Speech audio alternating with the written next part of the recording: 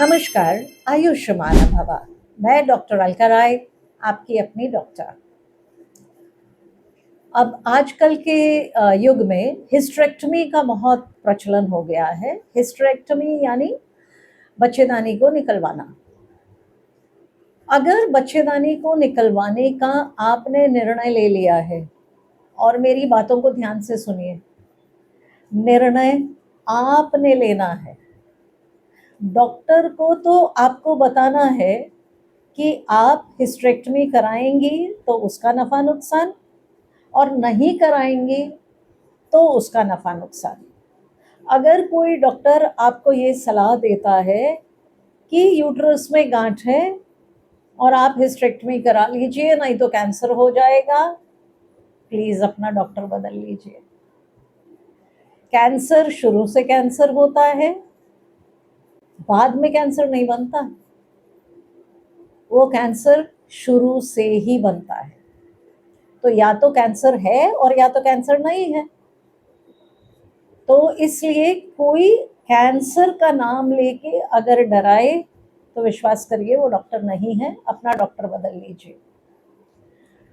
अब हिस्टेरेक्टमी की अगर कभी भी नौबत आए, कोशिश यही करना है कि एक तो आपके ओवरीज आपके शरीर में बच जाएं और सिर्फ आपका यूट्रस का हिस्सा, यूट्रस और सर्विक्स निकालना है।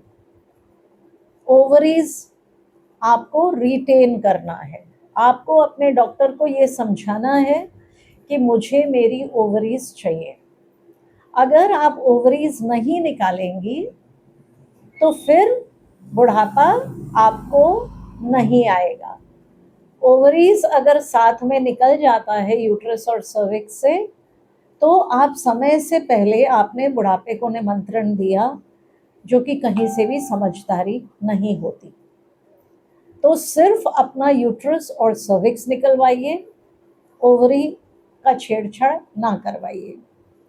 और कोशिश ये करिए कि आपको एक ऐसा डॉक्टर चुने जिसको पेट खोल के आपका बच्चेदानी ना निकालना पड़े, वो नीचे के ही रास्ते आपके बच्चेदानी को निकाल के आपको बिल्कुल स्कारलेस छोड़े।